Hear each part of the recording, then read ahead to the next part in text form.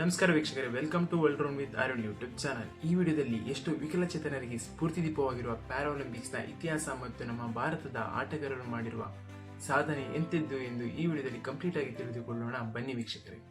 20ನೇ ಶತಮಾನ ಅಷ್ಟರಲ್ಲಿ ವಿಶ್ವಾದ್ಯಂತ ಒಲಿಂಪಿಕ್ನ ಒಲವು ಹರಡಿತ್ತು. ಅಂದು ಲಡ್ವಿಗ್ ಗಟ್ಮನ್ ಲಂಡನ್ನ ಸ್ಟೋಕ್ ಮ್ಯಾಂಡವೈಲ್ ಹಾಸ್ಪಿಟಲಿನಲ್ಲಿ ಡಾಕ್ಟರ್ ಆಗಿ ಕಾರ್ಯನಿರ್ವಹಿಸುತ್ತಿದ್ದರು. ಮೊದಲ ಬಾರಿಗೆ 1948ರಲ್ಲಿ world war II spinal cord ಇಂಜುರಿಗೆ ಒಳಗಾದ ಬ್ರಿಟಿಷ್ ಸೈನಿಕರನ್ನು ಒಂದು ಕಡೆ ಒಗ್ಗೂಡಿಸಿ ವೀಲ್ಚೇರ್ ಸ್ಪರ್ಧೆಯನ್ನು ನಡೆಸುತ್ತಾರೆ ಮತ್ತು ಇದನ್ನು ಇಂದು ನ್ಯಾಷನಲ್ ವೀಲ್ಚೇರ್ ಗೇಮ್ ಎಂದು ಕರೆಯುತ್ತಾರೆ. ಗಟ್ಮನ್ ಅವರು ಈ ಕ್ರೀಡೆಯನ್ನು ನಡೆಸಿದ ಮುಖ್ಯ ಉದ್ದೇಶವೇನೆಂದರೆ ಅಂಗವಿಕಲರಿಗೂ ಕೂಡ ಸಮೂಹದ ಹಕ್ಕು ಮತ್ತು ಒಲಿಂಪಿಕ್ಸ್ನಲ್ಲಿ ಭಾಗವಹಿಸಬೇಕೆಂಬುದು.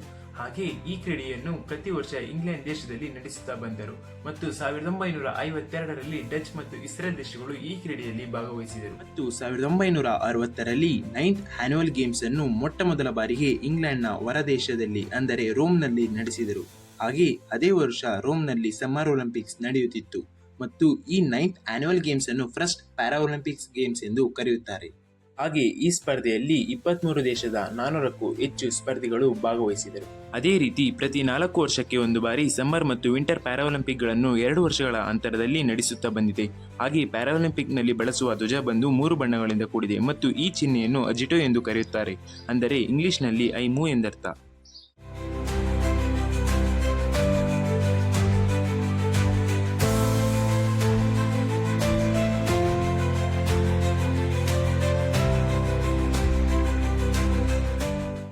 ಎರಡ್ 2001ರಲ್ಲಿ ಇಂಟರ್ನ್ಯಾಷನಲ್ ಪ್ಯಾರಾಒಲಿಂಪಿಕ್ ಕಮಿಟಿ ಮತ್ತು ಇಂಟರ್ನ್ಯಾಷನಲ್ ಒಲಿಂಪಿಕ್ ಕಮಿಟಿಯು ಒಂದು ಒಪ್ಪಂದಕ್ಕೆ ಬರುತ್ತೆ ವೀಕ್ಷಕರೇ. ಹಾಗೆ ಅದರ ಮುಖ್ಯ ಉದ್ದೇಶವೇನೆಂದರೆ ಒಲಿಂಪಿಕ್ ನಡೆದ ದೇಶದಲ್ಲೇ ಪ್ಯಾರಾಒಲಿಂಪಿಕ್ ನಡೆಯಬೇಕೆಂಬುದು. ಹಾಗೆ ಒಲಿಂಪಿಕ್ ನಡೆದ ಕೆಲ ದಿನಗಳಲ್ಲೇ ಪ್ಯಾರಾಒಲಿಂಪಿಕ್ ಅನ್ನು ನಡೆಸಬೇಕೆಂಬುದು.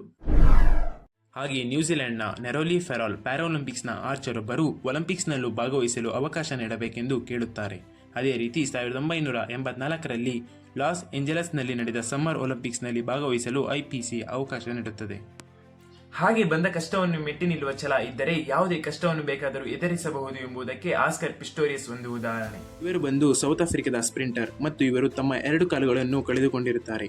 ಆದರೂ ಆರ್ಟಿಫಿಷಿಯಲ್ ಕಾಲುಗಳನ್ನು ಬಳಸುವ ಮೂಲಕ 2008ರಲ್ಲಿ ನಡೆದ ಸಮ್ಮರ್ ಒಲಿಂಪಿಕ್ಸ್ನ 400 ಕ್ವಾಲಿಫೈಯರ್ ರೌಂಡ್ನಲ್ಲಿ ಭಾಗವಹಿಸಿದರು ಮತ್ತು ಕೇವಲ 0.7 ನಿಮಿಷದಲ್ಲಿ ಹಿಂದುಳಿದರು. ಆದರೂ ಛಲ ಬಿಡದಂತೆ ಅದೇ ವರ್ಷ ನಡೆದ ಪ್ಯಾರಾ ಒಲಿಂಪಿಕ್ಸ್ನಲ್ಲಿ 100, 200 ಮತ್ತು 400 ರನ್ನಿಂಗ್ನಲ್ಲಿ ಚಿನ್ನದ ಪದಕಗಳನ್ನು ಪಡೆದುಕೊಂಡಿರುತ್ತಾರೆ.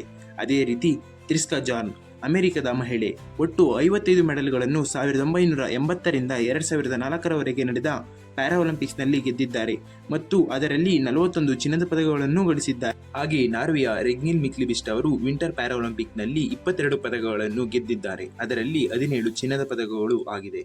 ಹಾಗೆ ಪ್ಯಾರಾಒಲಿಂಪಿಕ್ಸ್ನಲ್ಲಿ ಭಾಗವಹಿಸಬೇಕಾದರೆ ಆ ವ್ಯಕ್ತಿ impaired muscle power, limb deficiency, leg length difference ಮತ್ತು ಶಾರ್ಟ್ ಸ್ಯಾಚುರೇಷನ್ ಹೀಗೆ ಯಾವುದಾದರೂ ಒಂದರಿಂದ ಬಳಲುತ್ತಿರಬೇಕಾಗಿರುತ್ತದೆ. ಹಾಗೆ ಮತ್ತೊಂದು ಮುಖ್ಯ ವಿಷಯವೇನೆಂದರೆ ನಮ್ಮ ಭಾರತದ ಕ್ರೀಡಾಪಟುಗಳು 2024ರಲ್ಲಿ ನಡೆದ ಪ್ಯಾರಾಒಲಿಂಪಿಕ್ಸ್ನಲ್ಲಿ 29 ಪದಕಗಳನ್ನು ಗೆದ್ದಿದ್ದಾರೆ. ಅದರಲ್ಲಿ 7 ಚಿನ್ನದ ಪದಕ, 9 ಬೆಳ್ಳಿಯ ಪದಕ ಮತ್ತು 13 ಕಂಚಿನ ಪದಕಗಳನ್ನು ಗಳಿಸಿದ್ದಾರೆ. ಹಾಗೆ ಈ ವಿಡಿಯೋ ಇಷ್ಟವಾದಲ್ಲಿ ಲೈಕ್ ಮಾಡಿ, ಶೇರ್ ಮಾಡಿ, ಹಾಗೆ ಚಾನಲ್ಗೆ ಮೊದಲ ಬಾರಿಗೆ ಭೇಟಿ ಕೊಟ್ಟಲ್ಲಿ ಸಬ್ಸ್ಕ್ರೈಬ್ ಆಗಿ ಸ್ನೇಹಿತರೆ. ಮುಂದಿನ ವಿಡಿಯೋದಲ್ಲಿ ಮತ್ತೆ ಸಿಗೋಣ. Thank you for watching.